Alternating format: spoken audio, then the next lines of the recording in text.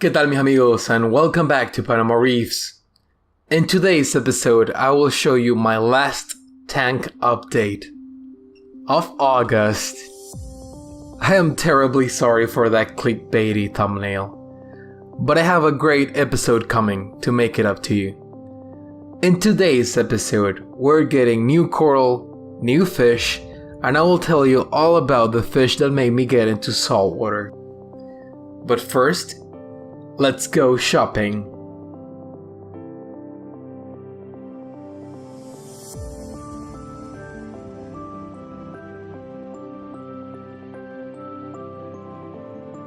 Now we're in the house of a friend of mine called Stanley. He actually ships in coral from the States regularly, and usually is the best guy to get some rare coral in Panama. However, today's shipment is definitely one of the best, especially for a guy like me whose favorite coral are LPS. These are all full-size colonies of Euphilia, and some amazing elegances and chalices too. I also bought a couple of fish in another store a bit earlier in the week, and you will see them once I get back home.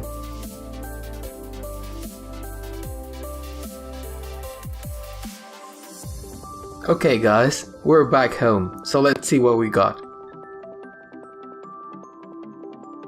First, I got this little guy, a lawnmower blenny. And I'm showing it to you this way because if you know anything about these blennies, you know that they have a ridiculous fear of cameras. So I had to take a shot now that I had him trapped where he could not hide.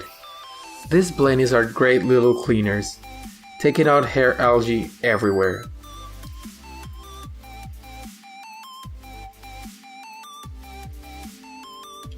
I'll show you the other fish I bought later. First, let's take a look at this big guy. This is a pretty huge colony of purple-tipped frog spawn.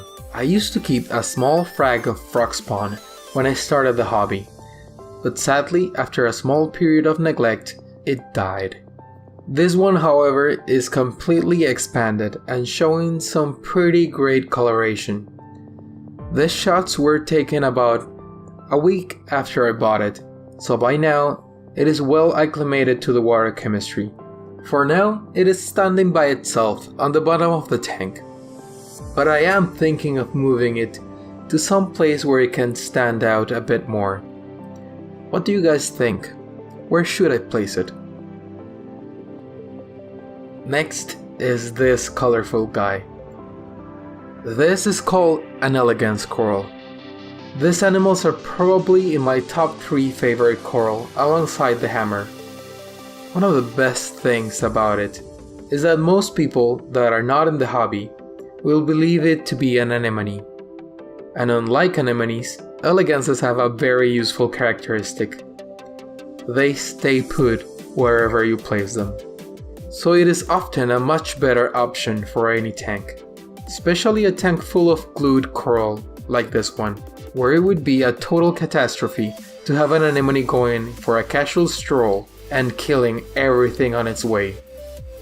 Elegances are also pretty cool because some clownfish can host it. These saddlebacks are quite unlikely to host it, since they don't feel such a strong need to host anemones, especially in captive environments without predators like this one. But I have seen that they seem much more at ease in this valley where the tentacles of the torches and the elegance sway. So, what else is new with the tank? For the past 2 weeks I have been using 2 T5 24-inch bulbs in order to improve coloration by taking advantage of the large and proven spectrum of the ATI bulbs. Right now, I am using the Coral Plus variety, since their spectrums appear to be the most complete ones. I have been able to see a nice change with the naked eye, but you tell me if the change is noticeable on camera. Anyway, it seems like the combination of T5 and LEDs is the way to go for now. This Montipora in particular is the one that seems to have changed the most. It started this year looking like the palest of pinks. After getting my water chemistry in order it started to gain some color back, and by the time you met it, it looked pretty much like this. But now, I can see a much deeper color, almost looking like brick red with the naked eye. The hammers too have changed quite a bit, showing more contrast between the green and the purple on this one,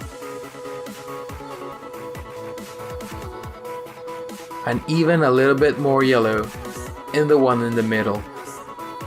I will continue to keep track of these changes, but right now I'm starting to wonder if I should get more T5 bulbs. Now to the last part of the video. You probably noticed a small sand pool on the back corner of the tank. This was my solution for keeping my favorite fish in a bare bottom aquarium. And yes, it is a wrasse, specifically a red Cordy's wrasse. I remember almost 2 years ago now, walking into one of my LFS and seeing this gorgeous animal swimming in and out of the rocks, looking at how the pattern on its head gave way to the starry sky look of its tail, how each blue spot shone with an electric blue flare that no camera could really capture. I wanted that fish. I made this tank the size it is specifically to keep one. However, after making it and slowly learning how to keep coral and fish, I couldn't really find one again. I have talked before about how small the Panamanian reefing community is, and how it affects the supply of fish and coral. Well, all I could do was wait, and I all but forgot about this fish, until last week, when in a shipment of fish, I saw it, a single red chorus swimming about. There was no other choice. I bought it instantly, and in the same day I made the sand pool you see now. Now the red chorus wrasse is a fish that requires special attention. First, it can grow huge, while in the aquarium environment it rarely gets to be more than 8 inches. In the wild there are some specimens of over 18 inches, so you should be mentally prepared to be the lucky or unlucky guy who gets the giant chorus.